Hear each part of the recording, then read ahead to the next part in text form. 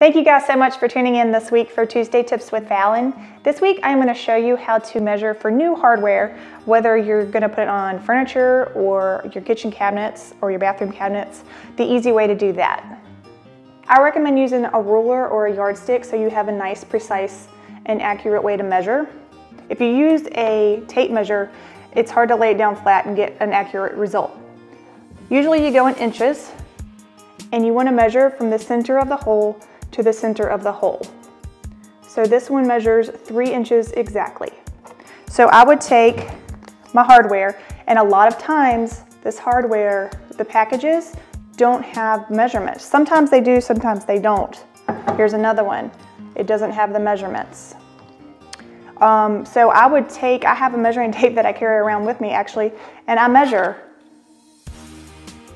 from hole to hole. This one is 2.5 inches.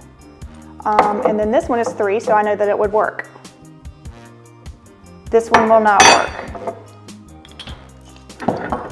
So I would be able to place these down in the holes. Hopefully that makes sense. Now on this one, it is actually, again, I'm measuring hole to hole, and this one's 4.5 inches.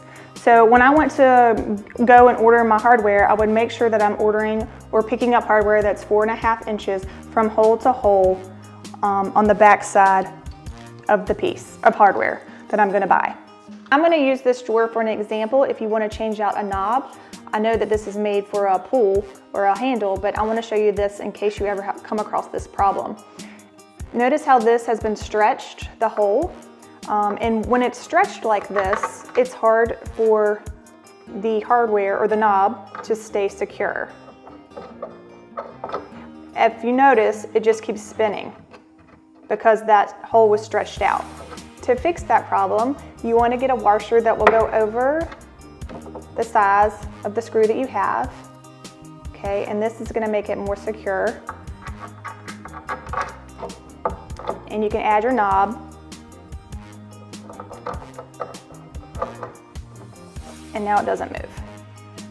So that's a quick, simple tip if you only have knobs, but if you have the separate holes from each other and you want to use a hand roll pull, just make sure you measure correctly and your possibilities are endless. Thank you guys so much for tuning in this week for Tuesday Tips with Fallon. Hopefully this tip on replacing your hardware helps.